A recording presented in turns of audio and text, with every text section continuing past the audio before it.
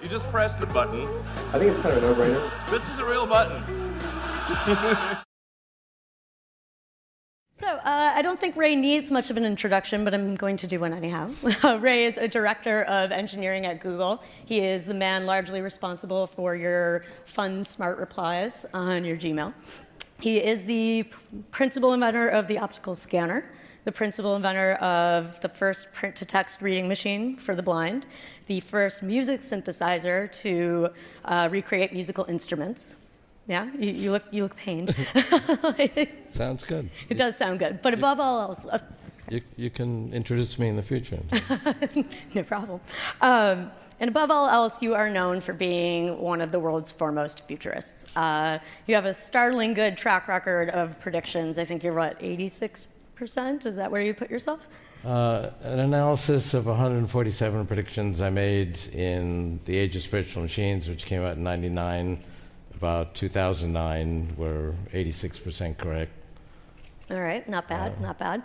And what's getting the most attention lately is that you have predicted that in 2029, we're going to pass, the machines will pass the Turing test, and in 2045, we will achieve the singularity, at which point human intelligence melds with machine intelligence.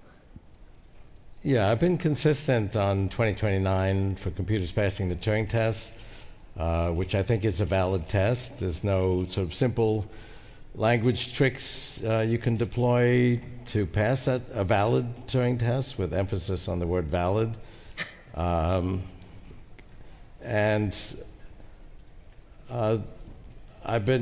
I made that prediction in The Age of Spiritual Machines in '99, Stanford had a conference and on AI experts to assess this startling prediction. And we took a poll. The consensus was hundreds of years. 25% thought it would never happen. My view and the consensus of AI experts has been getting closer together, but I haven't been changing my view. All right. 2006, at a conference, AI 50, on the 50th anniversary of the 1956 conference at Dartmouth that gave artificial intelligence its name. The consensus was 50 years. Recent polls, the medians are 20 to 30 years. I'm still a little bit more optimistic, but there's maybe 25% who think I'm too conservative. And the pace of progress, just in recent months, has been quite startling. We can talk about that. So let's talk about the pace of progress and the acceleration of ideas, which is what we are here to discuss. I want to talk about, first and foremost, the allocation of resources. This is all moving exponentially fast, and I would like to know what you think about managing access and talent and finances such that this progress can be maximized for social good. Yeah, well, I mean, as I go around the world, people genuinely feel things are getting worse, and I think that's because our information about what's wrong with the world, including violence and poverty and environmental degradation, is getting exponentially better. I have all kinds of graphs. Poverty has fallen over 90% in the last 20 years in Asia and comparably in other parts of the world. Solar energy is doubling every 2 years. It's only 5 or 6 doublings from meeting 100% of our energy needs, at which point it'll be using 1 part in 10,000 of the sunlight that falls on the earth. Literacy went from 10% to 90% in the world over the last century. Every aspect of human well-being is getting dramatically better, and we're going to see dramatic advances in longevity very soon, now that biotechnology, which is really reprogramming the software of life, is getting traction. We have a trickle of instances today that'll become a flood over the next decade. This is the most peaceful time in human history. People think I'm nuts when I say that. Didn't you pay attention to the incident yesterday and the week before? But that's because, a century ago, the village nearby could have been wiped out and you wouldn't hear about it for months. We have more information about what's wrong with the world. And we have an evolutionary preference for bad news because it was actually good for survival. The little rustling in the leaves, it might be a predator. It was very important that you pay attention to that. The fact that your crops were 1% better than last year was not so important for survival. So we tend to pay attention to bad news. We find it more interesting anyway. That's what's served up to us. People's algorithm for whether the world's getting better or worse is how often do they hear good news versus bad news, and that's really not a very good algorithm. So, bad news. Let's talk about that. Self-fulfilling prophecy here. Elon Musk was at the festival a couple days ago, and he was doing a Q&A, and he said, and I quote, "Mark my words, AI is more dangerous than nukes." Well, I've been accused of being an optimist, and I am optimistic that we'll make it through these new existential risks. You have to be an optimist to be an entrepreneur. But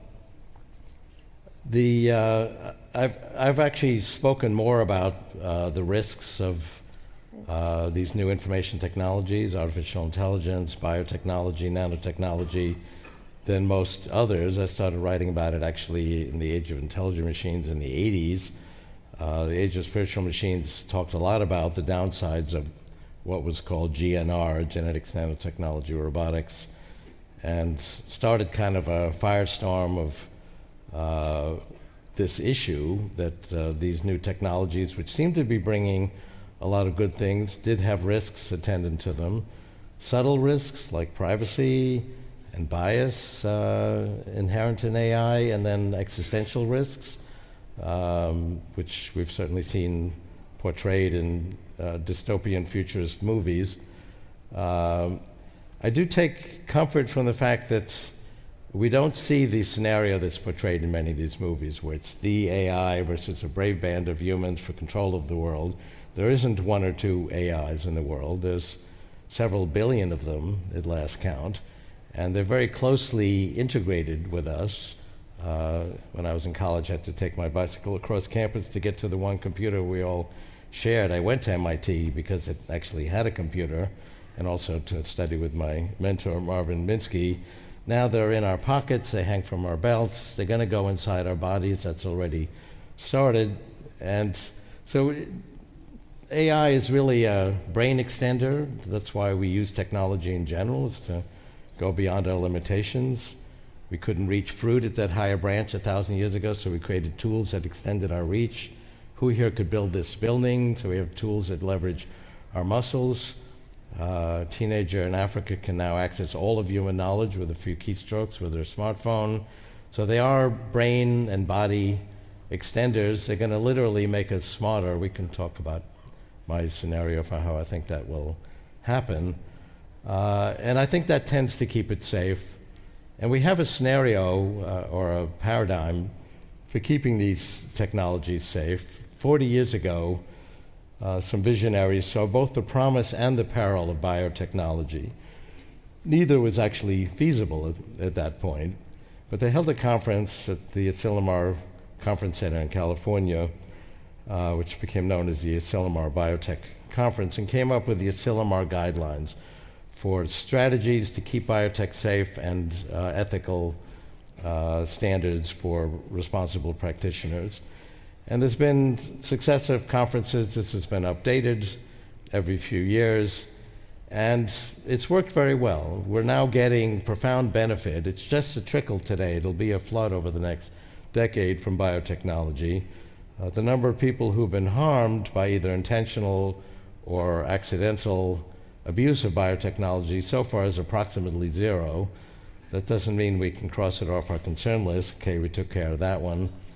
But it is a good paradigm for how to keep these ultimate technologies safe. We just had our first Asilomar conference last year on AI ethics.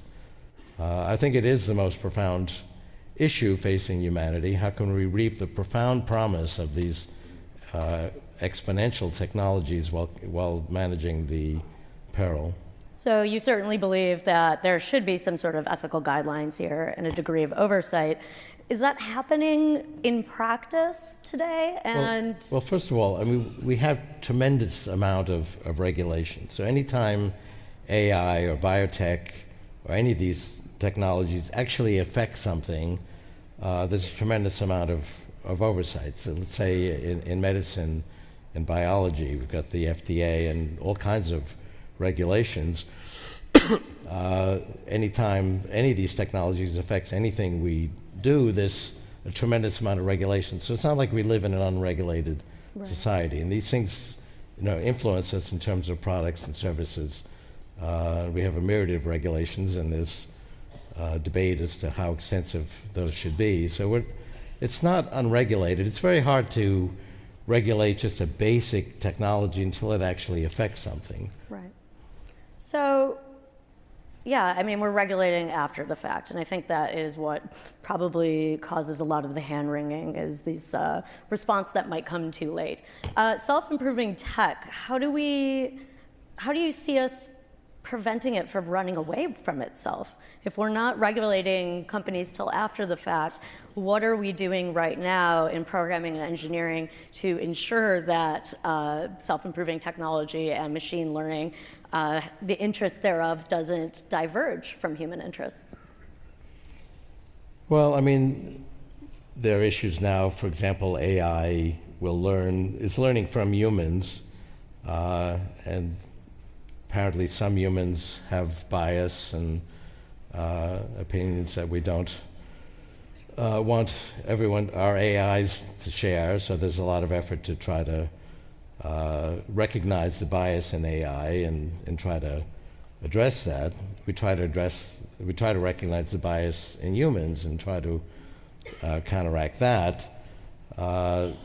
So anytime AI actually impacts the world, there's a lot of observation of it. You mentioned Smart Reply, which comes from my group at Google. We've gone to efforts to try to actually understand the emails correctly and not provide biased responses, but the software does learn from humans, so we have to constantly look after it, make sure that it reflects the kind of values we want. But at the same time, it's not a clear-cut issue, because we don't want to be censoring the software either and providing one set of values over another. We try to keep it neutral, but so that's one example of trying to monitor the behavior of AI. In terms of it being dangerous, I mean, again, if it's, for example, something that goes inside the body, there's a tremendous amount of regulation. There is concern of AI being used in military systems. I think really that strategy, I think that what makes the most sense is to try to practice the values that we espouse and hold dear in our social and political systems to begin with. And that may not sound like a foolproof strategy, and it's not. But AI is really an amplification already of human judgments, human policies, human ideas. And even before we had AI, human behavior has not been perfect. But I would say that we're moving towards a more peaceful world, a more democratic world, with the increase of communications. We had the first stirrings of democracy with Gutenberg's books. And the number of democracies in the world a century ago, you could count on the fingers of one hand. The number of democracies 2 centuries ago, you could count on the fingers of one finger. The world's not a perfect democracy today, but there are dozens of well-functioning democracies. It has become a consensus that is how we want to govern the world. And this is the most peaceful time because we've become very sensitive to we have a natural empathy for small groups of people. So there's some outrage 10,000 miles away, and our hearts go out to that, and it's painful, but it actually generates action and reaction. There were 50 million people killed in World War II, and people might read about it in a small newspaper article days later, a century ago, you wouldn't even hear about these battles at all. By every measure, your chance of being killed in either state-sponsored violence or interpersonal violence is dozens, if not hundreds of times less than it was centuries ago, I think because of the prevalence of communication technology. So I want to come back to something you said a minute or two ago about human bias and the bias that inevitably infuses AI as it learns from its creators, and a situation that is improving, but still as it stands right now, largely there's a lack of diversity amongst the engineers and programs who are creating this technology. Do you feel that there are concrete steps being taken on behalf of the engineers and programmers to make sure that that their own subconscious biases and their own empathetic tendencies aren't being infused or learned by the AI? It's a good question, and I think a more significant issue is AI is learning from humans. Right. It'll read millions of documents, and that's how it learns about the world. There are significant efforts at all of these companies, Google, Microsoft, Apple, to debias software, recognize biases that we don't want. So, for example, software just reading about the world may come to the conclusion that surgeons are male, because that's what it reads. And that's not an association we want, because surgeons are females and can be. And so we try to correct that, but it's a complicated issue, because then you're starting to provide your own values, and what should those be, and the whole idea of services provided by companies like Apple and Google is not to provide the values and ideas of the company. Nonetheless, there are efforts to try to debias software. A more significant issue than unconscious bias by the engineers is really the bias that exists in the human documents that these programs are learning from. So that's an ongoing issue. It's a major effort on the part of all these companies. We've looked at smart reply. It's actually complicated because we can't actually read people's emails, because that's another issue, which is privacy. So we have to actually wait for people to potentially complain. And we're actually getting very positive responses. We're not getting complaints that the software is showing bias, and that's because of efforts we put in to try to avoid that. But it's not a straightforward issue, because and it's the same thing with humans. I mean, human children learn from other humans and will adopt, consciously or otherwise, the biases in their midst. So it's a role of education, is to provide the values that we espouse as a society.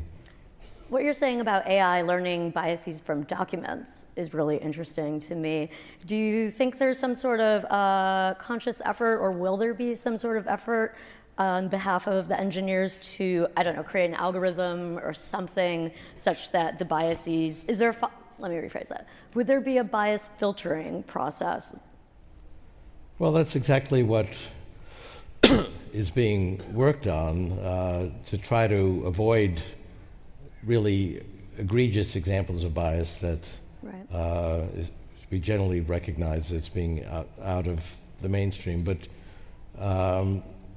then you're trying to provide ideas and balances of views that are beyond what's reflected in human documents that the systems are learning from. And so then you have to decide what are the ideas that you want to espouse, what are ideas that you don't want the systems to learn, and that's complicated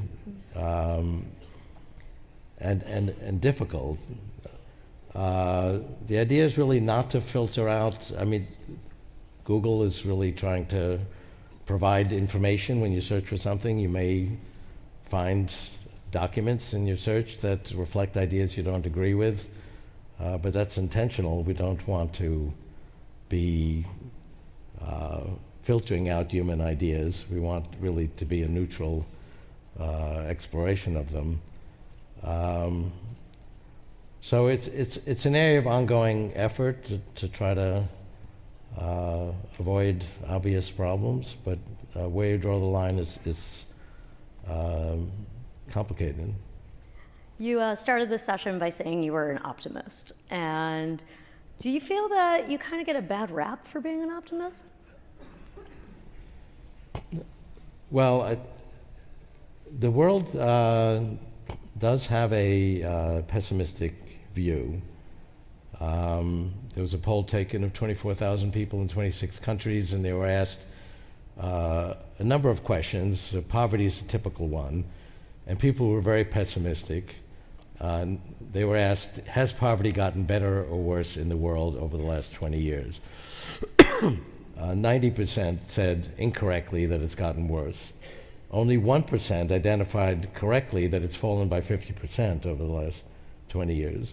So people really feel that on all these measures, literacy, poverty, health, things are getting worse when they're actually getting dramatically better every year, and exponentially so. But we don't recognize that. I had an onstage dialogue with Christine Lagarde at her annual meeting of the International Monetary Fund, and she said, well, where's the productivity enhancement that we're supposed to see from digital technology? I said, well, we don't measure it because we factor it out. We put it in the numerator and the denominator. So when this teenager in Africa spends $75 for her smartphone, it counts as $75 of economic activity, despite the fact that it's literally $1 trillion of computation and communication circa 1965, $1 billion circa 1980. It has millions of dollars of free information apps, just one of which, one of thousands, is an encyclopedia, much better than the one I spent thousands of dollars for as a teenager and saved up from my paper route. And it counts for nothing because it's free. So we don't count all of these fantastic productivity gains because a dollar of information technology is still a dollar. She said, okay, that's true of this fantastic world of digital technology. It's remarkable, but you can't wear information technology. You can't eat it. You can't live in it. And my next point was all of that's going to change as well. We're going to print out clothing at pennies per pound. Not yet. We need really submicron resolutions and faster speed and lower costs and 3D printing. But in the 2020s, there'll be lots of cool designs you can download for free, print out for pennies per pound. For clothing, people still spend money for cool proprietary designs, so the fashion industry won't go away, just as the music industry hasn't gone away with online music. You'll print out modules to snap together Lego-style houses and buildings. That's been demonstrated in Asia. We'll have vertical agriculture, hydroponic plants for fruits and vegetables, in vitro cloning of muscle tissue for meat, controlled by AI, very inexpensive. The 50% deflation rate that's inherent in information technology will then be attendant to these kinds of resources we don't associate with being information technology. And finally she said, okay, but the one resource that's you can't really produce in this exponential way is land. We're already very crowded together. And I said, it's really not true. We're only crowded together because we decided to crowd ourselves together. Cities was an early technology so we could aggregate, congregate, and work and play together. Try taking a train trip anywhere in the world and you'll see that 95% of the land is unused. And we can spread out when we have virtual communication that allows us really to work and play anywhere and still be together. Okay, I'm going to pivot for a second because you've got some new work that illustrates principles and possibilities for a brighter future and a roadmap for your optimism, if you could talk about that for a second. Yeah, well, about 10 years ago I had these fantasies of a young girl who was very precocious and very intelligent. It was really an exercise in the power of intelligence, and that's been my theme, but I've talked about it in an abstract sort of nonfiction way. So I was imagining, what if there was a very precocious young person, say a young girl, who was remarkably intelligent? What impact would that have on the world? And so I wrote a novel called Danielle, Chronicles of Superheroine. This is a picture of her. I don't know if you can see that from here. And the story is told by her sister Claire. Claire is a survivor of the Haitian earthquake. She's adopted by an American family when she's 6. 2 years later, her sister Danielle is born, and she tells the story of Danielle from 0 to 22. And Danielle solves a lot of problems. She cures cancer when she's 12. She finds that she actually can't distribute this cure because of the Food and Drug Administration, so she does a very clever end run around that, again using her intelligence. She brings peace to the Middle East. She becomes president of the United States at 19. They pass a special one-person amendment for her. And in the preface, I state, this is really a thought experiment. What if one person was extraordinarily intelligent and also courageous and creative and compassionate? What impact would that have? And then I say, imagine if we were all Danielles, and that will happen by 2045. So this is a fictional way of really expressing my sentiments about the power of intelligence and personal courage. If you pick up this card, if you didn't get one on the way in, you can pick it up on the way out and get a free book inscribed by the author, which is me, when the book comes out this summer.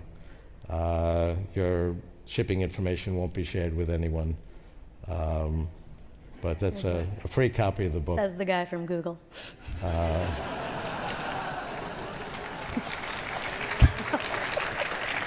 We tease because we love. It also includes 2 nonfiction companion books, which is kind of a literary first. One is How You Can Be a Danielle, which is practical advice, how you personally can use your intelligence and courage to positively impact the world, including children. And then there's another companion book called A Chronicle of Ideas, which is Danielle's and my unique spin on the concepts in the book. And we have a trailer for that, if we could cue that up real quick. That'd be great.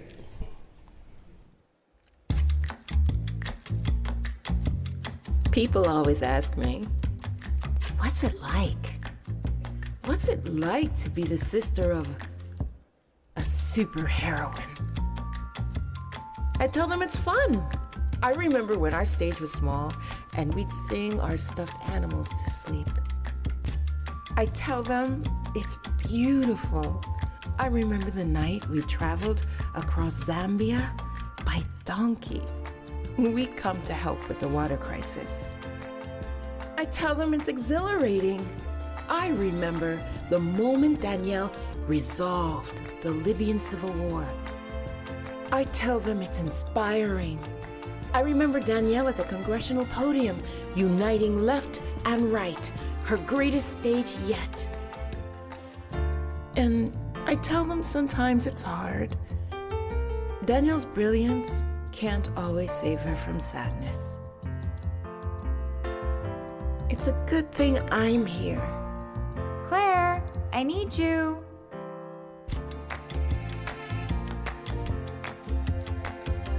What's it like to be Danielle's sister? It's the best material a writer could ask for.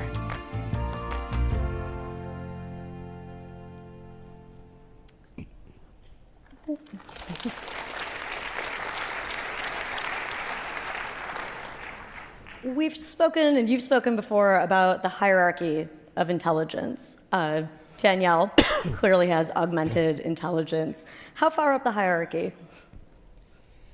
Okay, so this is a 200 million year story. How much time do we have? We're fine. So 200 million years ago, mammals evolved with a brain structure called the neocortex, which means new rind, which is an outer layer of the brain that could actually understand the hierarchical nature of the world and could invent new behaviors.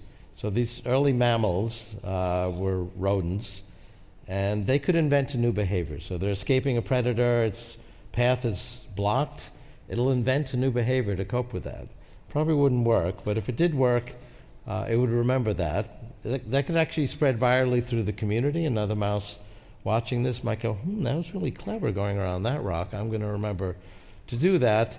And they would invent a new behavior. Animals without a neocortex, which is to say non-mammalian animals, couldn't do that.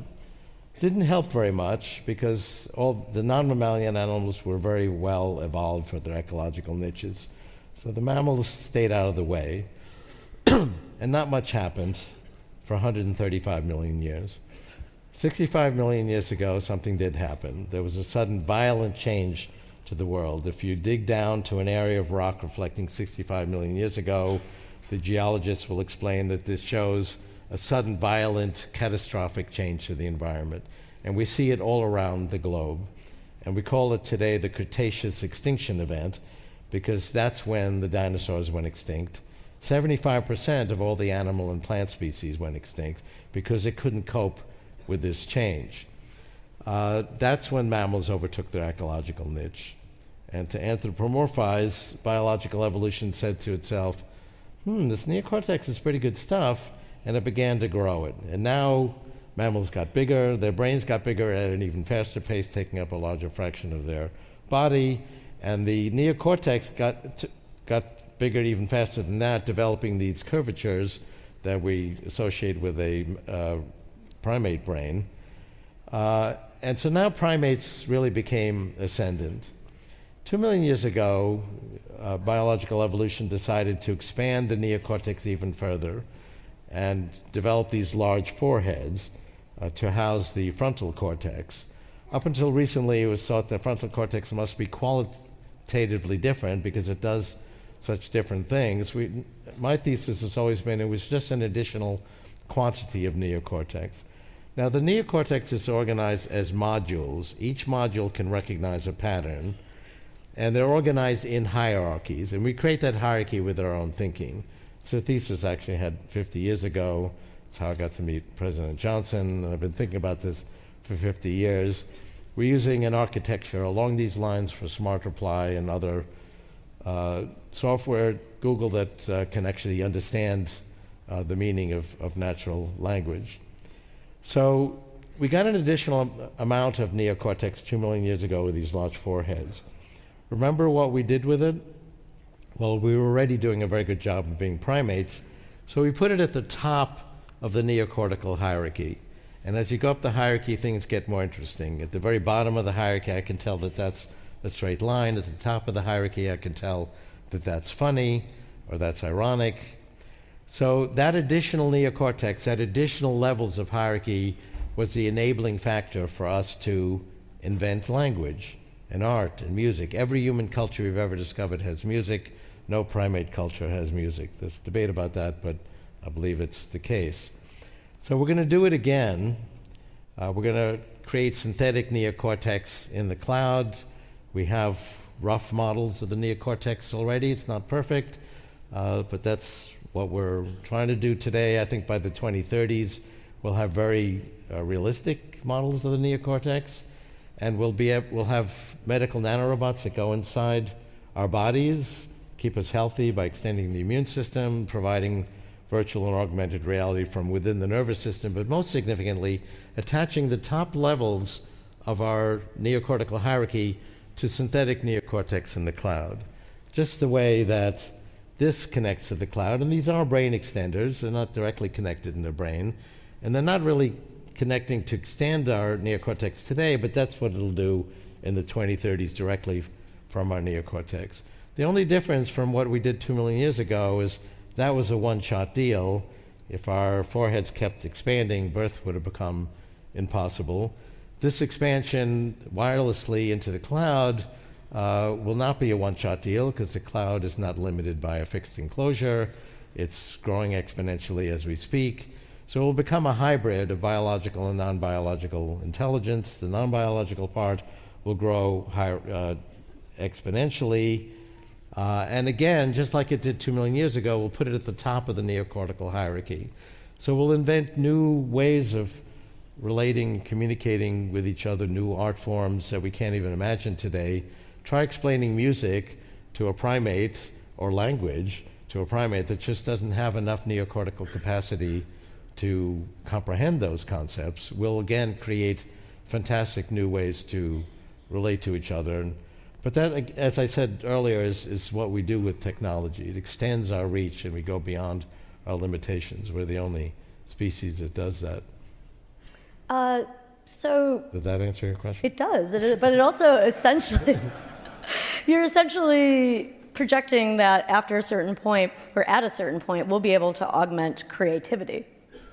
And Right. what does that mean for unenhanced creativity, and how do we measure one against the other? Well, I mean, who's unenhanced today? Maybe the Amish choose not to use cell phones. I'm not sure. They do use some technology. 98% of people use some form of digital enhancement. No, who here could do their work or get an education without the brain enhancers we already have? And people say, oh, well, only the wealthy be able to afford these forms of enhancement. I say, yeah, like smartphones, of which there's 2.5 billion in the world today. There'll be 5 or 6 billion in a few years. In fact, you had to be wealthy to have a mobile phone 20 years ago, and they didn't work very well, and they only did one thing, which is make phone calls poorly. Today they do 1 million things, and they're in billions of hands. So that's because of this 50% deflation rate with digital technology. It's only affordable by the wealthy at a point in time where they don't actually work. By the time they work well, they're ubiquitous. I guess let's not say enhanced then for a second. Let's talk about augmented creativity, creativity post-singularity. Well, I mean, we're already augmented. My father was a brilliant musician. He couldn't hear his orchestral compositions. He'd have arguments with funders late at night to fund assembling an orchestra so he could hear his compositions. Then finally, when he got the money, I'd be up late with him running off scores on a mimeograph machine, which was hand-fed, and then he could finally hear his composition. But he couldn't change it, except maybe a few notes on the fly. I'd have to dismiss the musicians and start over again. Today, a kid in her dorm room can create a whole orchestra or a jazz band, with her MIDI keyboard and synthesizer software. So and software is creating walking bass lines and help calculate rhythmic progressions, and there are all kinds of writing tools. More sophisticated ones are coming. So it's already enhancing our creativity. We'll literally be able to comprehend more complex forms of communication, just as, say, music is a more sophisticated form of communication than what primates can do, when we actually can enhance our neocortex with its extension in the cloud. Creativity, art, empathy, these are often the qualities to which humans assign meaningful interaction. Right, and they exist at the top of the neocortical hierarchy. What does meaningful interaction mean to an AI, to machine intelligence? Well, AIs are not at human levels yet. They can do lots of things that we used to ascribe to human intelligence. In fact, one definition of AI is the field of computer science problems we haven't solved yet. As soon as we solve a problem, we say, oh, well, it's obvious that computers can play superhuman levels of chess, because that's just a combinatorial game, of Go. The rules are pretty simple. It was only a year ago that people said, oh, well, computers will never play master games of Go. It's also interesting to note that once a computer does something at sort of average adult human levels, it very quickly soars past it. So it's a moving frontier. Just a few weeks ago, computers for the first time can take these reading comprehension tests where you read a paragraph and then you have to answer questions about it at slightly better than average adult performance. There's been some criticisms of the test, that the test doesn't really assess what's called multi-chain reasoning, where you have to take several different things in the paragraph plus some real-world knowledge and put that all together to answer the question. So we're creating more sophisticated tests. But clearly, computers are, the range of performance is getting broader and broader. Driving a car used to be considered a very complex thing, and it's not a simple task like just playing a board game. You've got to take all kinds of things into consideration, including trade-offs of what the risks are of different types of actions. And the Waymo cars have gone 3.5 million miles with no incidents, which is better than humans would do. So the range of activities is getting broader and broader. Still, actually dealing with human language at human levels, say reading a novel and describing what it's about and writing a review of it and so on, these are still beyond what computers can do. That's the significance of my 2029 milestone. And I think once they achieve human levels, they will quickly go beyond it. Like we saw in Go, it was only, I don't know, a year and a half ago that computers were sort of fair, average Go players. Then they quickly defeated Lee Sedol, one of the best, if not the best, Go player in the world. And then AlphaZero quickly soared past that, using no human training. So we see very rapid progress once a computer can do something at human levels. But again, it's not an alien invasion of intelligent machines from Mars. We create these tools to make ourselves smarter and extend our own reach, and that will be the ultimate application of AI. At some point when these tools do reach our level of intelligence, do you foresee there being a point at which we should be assigning some sort of rights to these machines? Well, it's an interesting question. I wrote kind of a tongue-in-cheek movie called The Singularity is Near. It's the movie accompaniment to my book, The Singularity is Near. It goes back and forth between a documentary and a narrative story of a young AI named Ramona, and she's gets more and more intelligent, more and more human-like. She finally decides to hire Alan Dershowitz, who's a famous civil liberties lawyer, who plays himself, to press for her legal rights to be recognized as a human. And the judge says, okay, I'll grant you human rights if you can pass a Turing test. So she gets coaching from Tony Robbins, who plays himself, to learn the secret of what it means to be human. I said, this is fiction? That was fiction, yeah. And it's somewhat tongue-in-cheek, but it is a serious issue. There are features of artificial intelligence that AIs can share their skills in ways that humans can't do. We can teach each other, but we can't just transfer our thoughts and skills directly, like a digital file. So we don't think of AIs having human qualities, but once they really do have the depth of human intelligence, and the essence of a Turing test is to actually be convincingly emotional and empathetic. That's really the cutting edge of human intelligence. And once it does that, in my view, these are conscious beings. But I will say that consciousness is not a scientific issue. Some scientists talk about it like it's just an obvious thing that you can measure. There's no falsifiable experiment you can run that definitively says, okay, this one's conscious, this one isn't. There's no machine you can build, slide an entity in, the green light goes on, okay, this one's conscious, this one isn't. That doesn't have some philosophical assumptions built into it. So one philosopher might require that it be squirting human biological neurotransmitters, otherwise it's not conscious. Dan Dennett, an AI philosopher at Tufts, would want it to make sure that it had a model of its own thinking. It didn't matter what the substrate is. That's maybe a little closer to my view. But these are all philosophical leaps of faith. There's really no scientific proof. So some scientists, including my mentor at times, Marvin Minsky, would say, well, you're right, it's not scientific, so therefore it's an illusion. We shouldn't waste time on it. That's not my view either, because our whole moral system is based on consciousness. A young child is precious because he or she is conscious. Non-conscious entities are only important insofar as they affect the conscious experience of conscious entities. So an important moral debate is who and what is conscious. That's behind the whole issue of animal rights. And we will debate the consciousness and therefore the moral rights and rights to liberties and so on of AIs. But it'll be tricky because of these other properties of AIs. But we will then ultimately enjoy those features as well.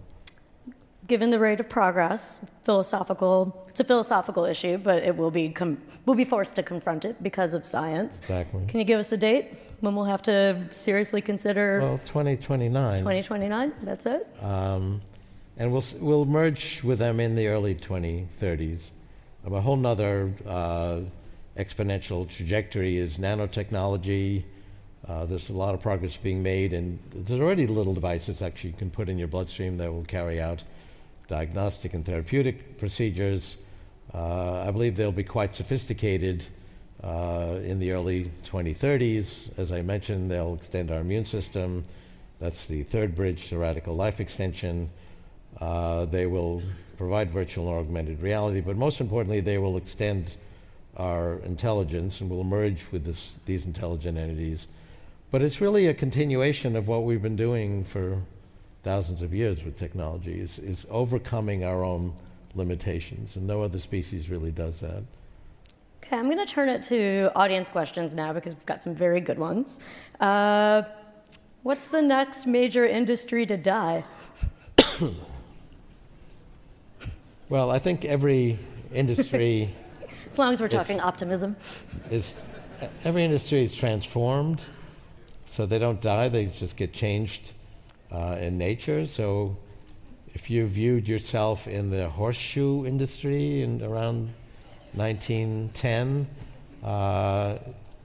you probably didn't have a bright future, but if you saw yourself in the transportation industry, you did.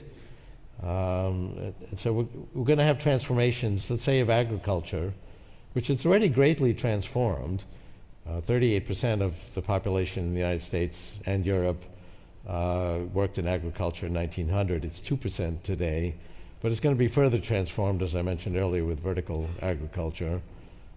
Transportation is going to be greatly affected, not only by new means of autonomous vehicles, both on land and that fly, but really highly realistic virtual and augmented reality where you could be together.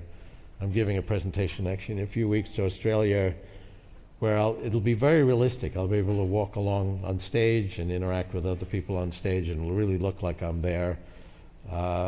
It's kind of clumsy in that there's a lot of equipment required, so it's not something I can kind of carry in my suitcase, but we will actually be able to do that quite easily, and as we get to the mid to late 2020s, we'll be able to physically aggregate and do everything we do when we're actually physically together, including hugging each other, even if we're far apart. So this need to aggregate in cities and be very crowded and ignore 95% of the usable land, we will overcome. Okay, so we've talked about cross-prohibitive arguments regarding tech, but let's say I have $1 to $3 million by 2050. Am I going to be able to pay for immortality?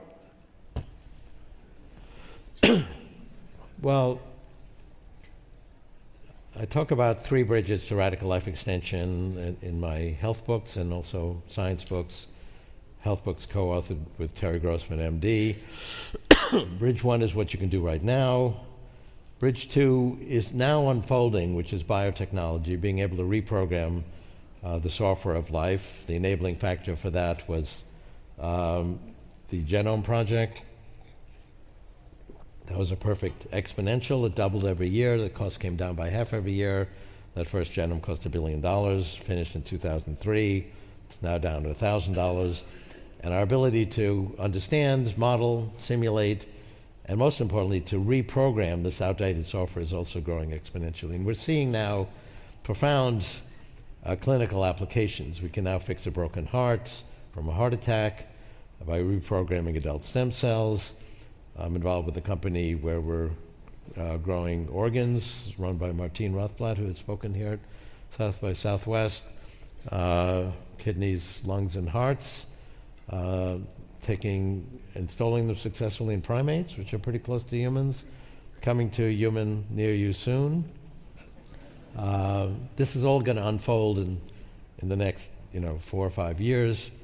10 years from now, this will be a flood, and we'll really be able to program ourselves away from things like cancer. Immunotherapy is actually a very bright spot in cancer treatment.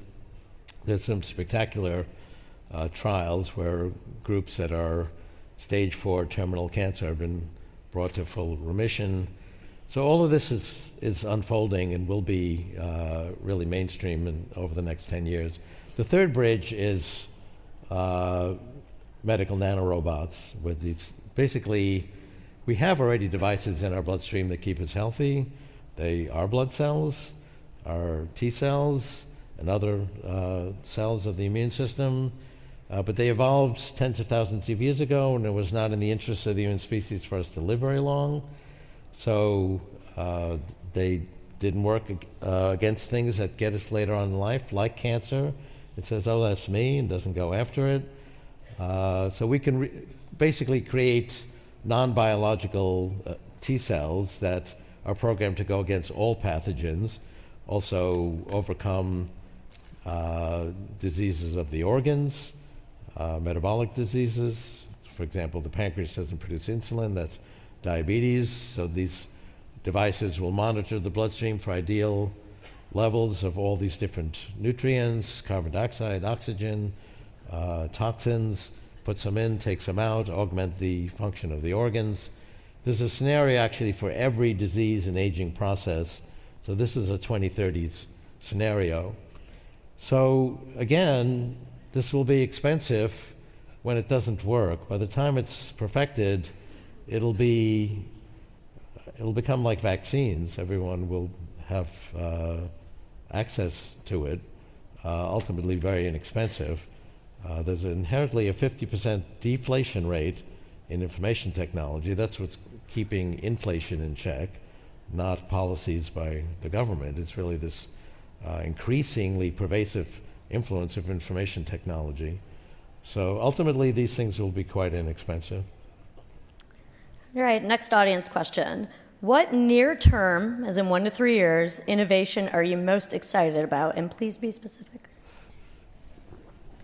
Well, yeah, 3 years actually brings us to the early 2020s. And I think then 3D printing will really get going, because we'll reach submicron resolutions, which is what you need for the interesting applications, like printing out clothing. So we'll increasingly be able to create the physical things we need. Vertical agriculture, I think it's more like 5 or 6 years for that to get going. Virtual realities had really a false start. I think that's actually typical. I've written about the life cycle of technologies. There's usually a lot of hype about a technology seen by visionaries, but the timing isn't there. Exponential growth doesn't mean instantaneous growth. So this audience probably doesn't remember the 1990s when if you had the website dog.com, you were a billionaire with the internet boom. And around the year 2000, the financial community said, now wait a second, you can't really make money with these internet companies. And we had the internet crash that almost brought down the world economy. But then it gradually came back as we actually got the price performance that we needed. So now you have little internet companies like Google, Apple, and Microsoft that are worth, I think, around $2 trillion together. The same thing will happen with things like virtual and augmented reality. It was a premature start last year. There's some really interesting devices, some of which are here, that look very promising. They need to be much more streamlined. You can't carry a big bulky device around. Ultimately, they'll be kind of in our eyeglasses and ultimately contact lenses, and we'll be used to being in augmented reality all the time. So you could be sitting around a table and a friend could be there, and it really will feel and seem like they're there, even though they're not. So virtual and augmented reality, I think, will take off in about 3 or 4 years. All right. Maybe a bit of an existential question for you, but in general, what are futurists going to do after the singularity? There'll still be a future. Like you're going to take a day off? We can actually start futurism for real, because we have to worry about all this legacy technology we have in the physical world. But the term singularity really is a metaphor on the event horizon that we see in a physics singularity. So we borrowed this metaphor from physics, and it's really not the infinite point in the center. Actually, physics does not allow an infinite point of mass and energy. It just gets beyond our ability to measure, and there's an event horizon around that so-called singularity that's very hard to see beyond because the information is kept in by gravity. That's a physics singularity. So in this historical singularity that we envision, it's again very hard to see beyond that horizon, because by 2045 I estimate we'll be enhancing our intelligence a billion-fold. That's such a profound transformation that we borrow this event horizon metaphor. But even in the physics singularity, we can use our intelligence to describe what it would be like to fall into a black hole, and we could describe what we'd see and what we'd feel if we could actually survive it. Similarly, in the historical singularity, we can describe what things would be like. We can use metaphors such as we'll create forms of music that we can't imagine today that will be like what music is to humans compared to primates. And so we can talk about it in that way. But there'll still be a future. It'll just be changing much more rapidly, and it'll be much more profound, and I think we'll have a much greater need for futurists. Okay. 2 more questions I want to get to here. First, the very important one, which is, what do you think of the theory that we may live in the Matrix? Well, we have to define what a simulation means. So it's generally viewed that a simulation means that somebody created a computer program with a simulated world, like a computer game, and there are creatures that live inside that. And so we can imagine if a game like that became ultra sophisticated and somebody actually created a simulation of the whole universe that we seem to live in, that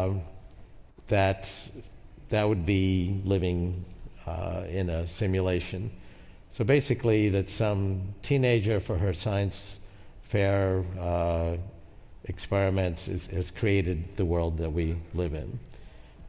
Then the concern is, how do you convince that teenager to keep the simulation going? And I think the answer is do interesting things.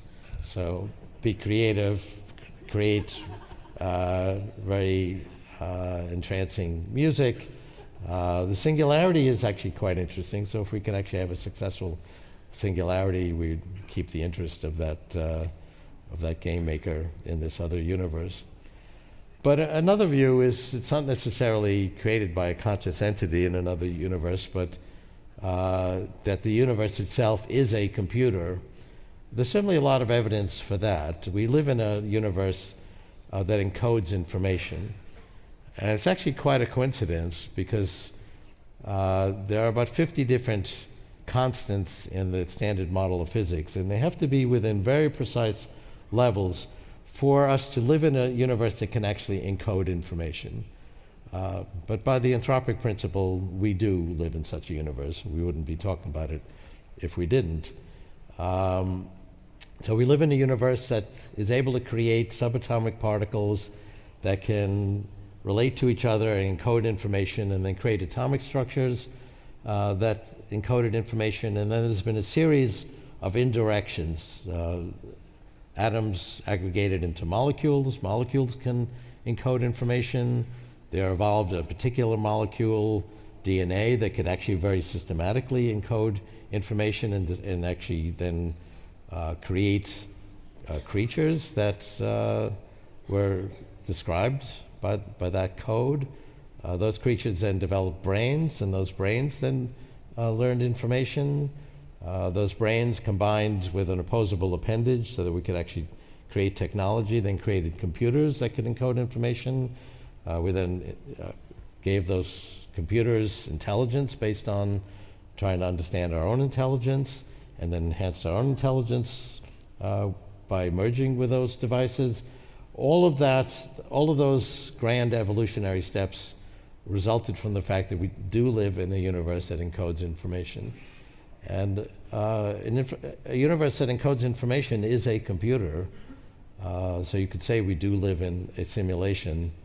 But whether or not there's some grand creatures watching our simulation and doing that instead of watching weekly TV programs is a philosophical question at this point. So I'm afraid we have to wrap it up, but I think the reveal that we are living in the Matrix is probably a good note to end on. So, Ray, thank you so much for taking time to be with us today. Thanks.